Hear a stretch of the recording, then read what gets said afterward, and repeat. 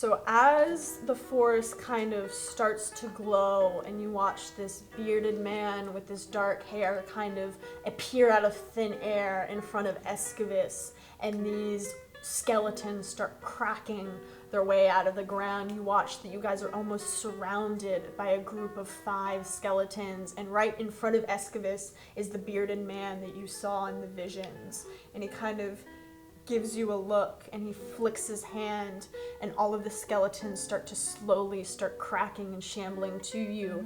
But Alora is first up in our initiative order. So Alora, you get to decide what you get to do first. I think I'm gonna go for a skeleton. Okay, so you're gonna hit the little mace boy right there. He has mace. Yes. Okay, so what are you attacking him with? I'll go for the dagger. Okay, so you gotta run forward. So 5, 10, 15. You gotta be maybe 20. You gotta be up on there. Yeah, okay. You're all up on there. And do you want to roll to hit? Yeah. So roll the d20 and add your like dagger bonus basically. Just make sure you don't hit any of the minis. Okay, 17 and then plus 5. 22. I'll make you do the math, but that hits. You swing your dagger and it connects with the skeleton. Can you roll damage for me, please? Yeah. So D4. So it's your dagger. It's 1d4. So it's the pointy one. Oh, Pointy this boy. one? You're gonna roll that and then add 3. 6. Oh, 6. Yeah. Okay. Yeah. 6 points of damage. So you raise your dagger and you kind of get it right in the ribs. You stick it in the ribs, and the skeleton makes like a screeching sound as it kind of veers back as you stab this thing, and it looks very wounded. Next up is this sword boy right here. I am so sorry, but Idrina, can you move the sword boy closer? He's gonna start charging at you to attack you. Just move it so he's right next to you. Thank you. And so all of a sudden, as these skeletons appear, this one appears right in your face holding a bunch of swords, and it is going to try to swing and hit you. So you're gonna be looking at your armor class as I drop a dice. Okay. So does a 14 hit you? No, I have 18. Amazing. So this skeleton starts clawing at you and you effortlessly dodge out of the way. You're too cool for this. Next, this little mace boy, Esqavisk, can you move him closer to you? All the way? Yep, thank you so much. This guy will also try to attack you. It is a critical fail, nat 1. This guy runs towards you and just hits air. It is terrible. It is whack. It is Thank Jesus. so bad looking. This is actually the wizard's turn. So he's going to look at all of you, and he is going to look at our beautiful dragonborn. No! And he's going to raise his hand, and like a crackling ball of energy forms in its hand, and he's going to try to shoot it at you. So I'm going to make an attack. Does a 14 hit you? Yes. Oh, okay. So he raises his hand and this crackling beam of energy kind of forms in it, and he hits you, and lucky you only take 1 point of damage as it hits you straight in the chest, and you kind of feel this strange vibration happen inside you. Laura, it is back on the top of the round. It is your turn. So am I still hitting the little skeleton? If you want. I'm gonna do it again. Okay, yeah. Go ahead. 21 hits! Holy cow! You stab it again! You want to go ahead and roll damage for me? Yeah. Oh! 7. Max damage. That skeleton is dead. You take 2 daggers right to its ribs, and it is amazing. Okay, next, our little swordy boy will come and attack Idrina for me. Does an 18 hit? An 18 hit? Okay, I am 18. Meets beats, so I hit you. Okay. Meets beats. Wait, Meets. So like if we're the same. Beats. Oh, okay. So if you roll the same, Meets. You want to mix it up the other way. Meets. Okay, so the skeleton swings at you, and you take 3 points of piercing damage as it kind of tears into you. Does that mean like my hit points go down? Your hit points will go down, yes. Okay. Just -3. You can mark it however you want. Just make sure that you are a little below full health. And that's it. It just tears at you a little bit. Quinn, it is your turn, and you get 2 things you get to do because that's on me. I'm doing a magic missile. Okay! Oh, wow! Okay. So which ones? I think you create 3. So who do you want to shoot it at? Let me make sure the distances are all good on this. You are good. So honestly, whatever skeleton you want to aim it to, you are good to go, girl. We'll do 1, 2, 3. Hell yes. Okay, 1 second. Let me get this all. Can you go ahead and there is no save, so you want to go ahead and roll the damage for this? Oh. There's nothing anyone needs to roll. You just get to roll damage because it automatically hits. It's a little triangle. It is a great The little spell. triangle one? Yes, little triangle one, Okay. 1d4, whatever you get, tell me. Ooh. Max damage, holy cow. So this skeleton, and that skeleton will all take 5 points of damage. That is a little quickly. It will take 5 points of damage for me real quick. So let me get that down there. That was amazing. Head with my sword, boys. So this one with the mace will try to attack Esqavisk. I think it's Esqavisk. Esqavisk. Sorry, It's Esqavisk. okay. The K is silent. Does a 18 hit you? Oh, right in the noggin. So the skeleton will take a mace and will deal you just 4 points of piercing damage as it kind of bops you over the head really Just quickly. took one of them out. I still have the other. Make sure you write down your damage. 4 points of damage. This little boy with the little guy in the corner with the crossbow will try to shoot at. I think. You don't want to mess with me. Quinn's a little close, but honestly, yeah, he's. I'm gonna go for Alora. No! Good distance away. Hey Alora, does a. So that's a nat 20. Oh! Instantly murdered. So, during attacks, and if you get a nat 20, you get to roll double damage. Damage does not double, you just roll double the dice. So I'm just gonna roll more dice. And we're gonna hope nothing bad happens. Don't worry, I got you if you need some help. It's okay, I got married. I got it. You take 8 points of piercing damage as this crossbow bolt just pierces like right into your stomach, and you feel your breath kind of punch out of you as you just get hit. And you're standing over like the bones of this skeleton, and another one right behind you just went. And you got You do a caught cough fart. straight into the stomach. So make sure you mark that down. So Jasper will look around the combat and see that there's one person that's already taken out a skeleton, and he'll turn to Alora. Again? Like I just got he went to clapped. Quinn last time. Ah! So he's gonna raise his hand. Can you make a wisdom saving throw for me? So roll it, and then you see the tiny box at the top that says saving throws. Add the wisdom. You see this tiny box here? Wisdom. So you have a -1 to this. Oh. Wow. Okay. Is that an 8? Yeah. Now it's 7. Okay. So Jasper raises his hand, and you feel almost the feeling that Alistair felt, and you feel your body just kind of turn, not to stone, but you are completely, you cannot move. So right now you are paralyzed. And when you have the paralyzed condition, on each of your turns you can roll to see if you get out of it. Okay. So you still have a chance. This is not the end for you. You still can definitely get out. Get out of jail. Yeah. I got something to help you out. I gotta help you out. Period! She did her homework. She did. I'm just like stiff, like. And it is I can't feel my legs. Okay, for Idrina. I have a question. Idrina. Yes. I have a question about channel divinity. Okay.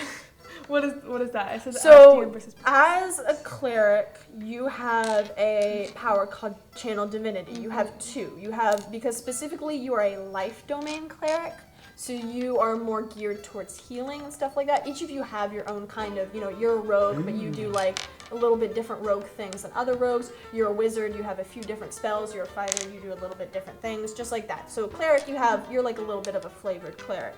So you have 2 channel divinities. You have one that I'm pretty sure is focused on healing, and you can restore hit points. Yeah. But you also have another channel divinity Holy symbol. called Turn Undead.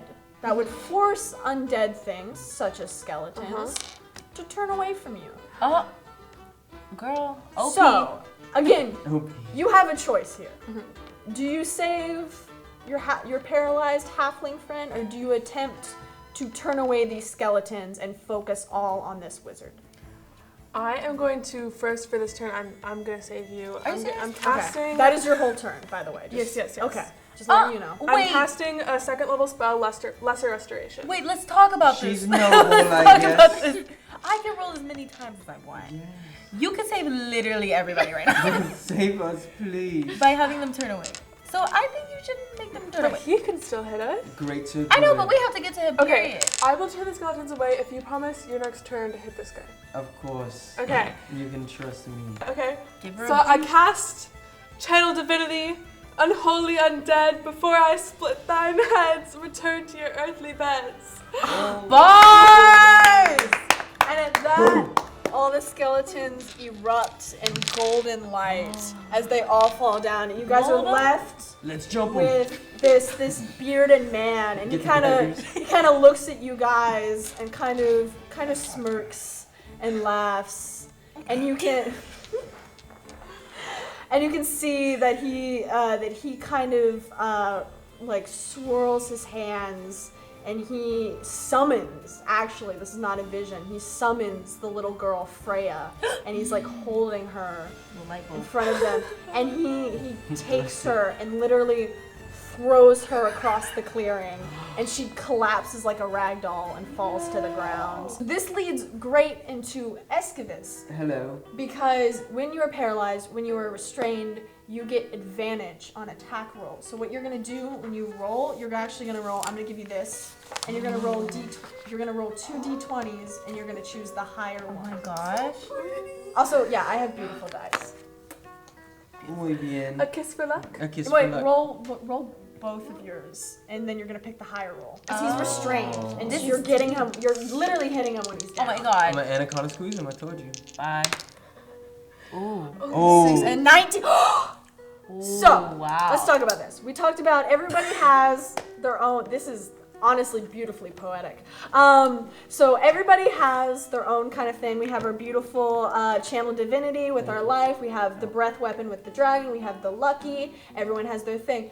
You are a specific brand of fighter that has improved criticals. So when they roll a 19 or a 20, this is a critical hit, and you rolled a 19, so you get to roll double dice damage. Oh! Double So with dice. your great sword, you're gonna roll 2d8. Double I will give you the dice. So you will roll these two, Thank you, Queen. and you will tell me the damage. Thank you, Queen Godmiss. Right here? Yep. Oh, I like those. I know. I have great dice. Escalators. 5. Okay, so you have 5 and 5 plus 1, so that's 6, and then 2 plus 1 is 9. So 9 total. I'm dumb.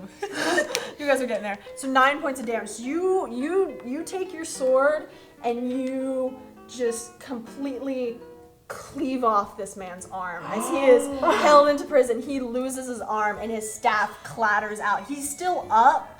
He is badly wounded as Esqavisk takes his sword and just cleaves it off and takes the staff with him. And Alora, it is your turn. Can I take his arm? She's gonna keep it. You want to pick up his arm? Why are you Groot? Guardians of the Galaxy. Oh yeah. First of all, that's Rocket. Second of all, Oh yeah. Not even correct too. That's okay. you want to pick up his arm. What do you want to do?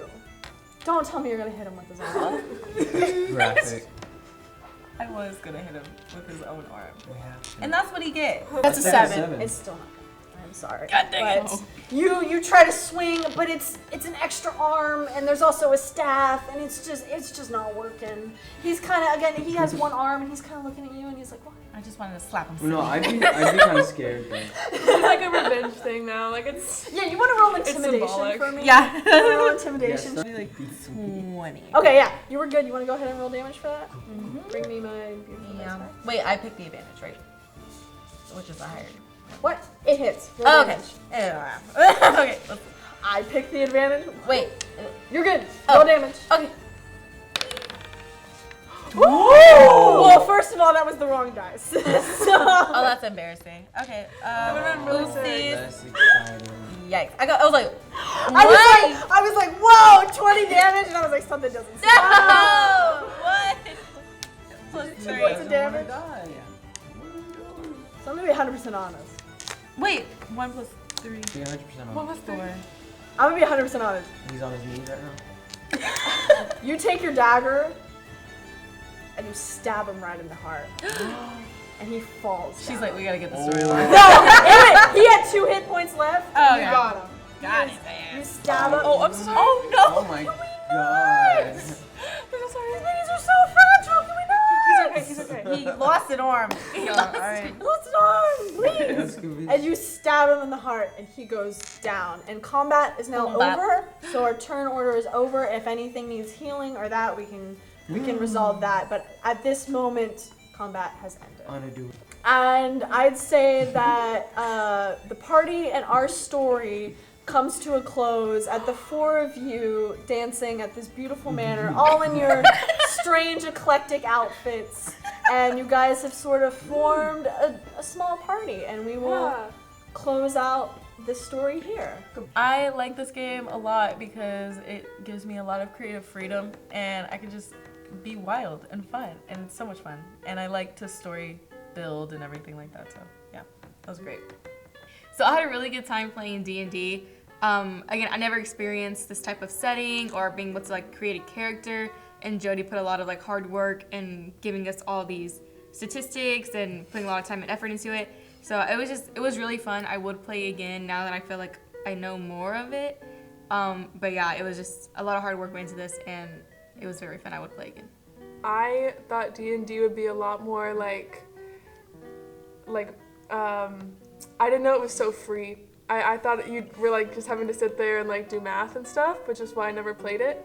But I had a really good time. I thought it was really funny. Thought it was a good icebreaker for like hanging with y'all for the first time. So yeah, I had a lot of fun, and I would totally do this again. Yeah, I also had a lot of fun as Esqavisk. Jody did do a great job. She's very talented in her DMing. And I think I would play it again. My favorite part was definitely the character interactions and kind of creating your own world. I would close my eyes so I can kind of see what Jody was talking about to get the vision of it, and it helped me stay in character more often. Yeah. But overall, it was fun. The fighting was pretty intense. I got nervous a little bit, but it was cool. It was a lot of fun, so I would definitely do it again. I recommend it to anybody questioning it. Just do it. Why not? It's a lot of fun. Yeah. I was really every single one of you killed it. For picking up D&D, I know that D&D is a lot, and it's a lot to like pick up, but for having it for the first time and being so into it and being so into your characters and doing that, honestly, it was wonderful. It was amazing. It was so much fun. Thank you all, because it was just great. Thanks for watching another episode of CoogsTry. I'm JoeMicheal, playing as Esqavisk. I'm Emerson, playing as Idrina. I'm Lindsey, playing as Quinn. I'm Brooke, playing as Alora. I'm Jody, your humble dungeon master, and thank you so much for watching.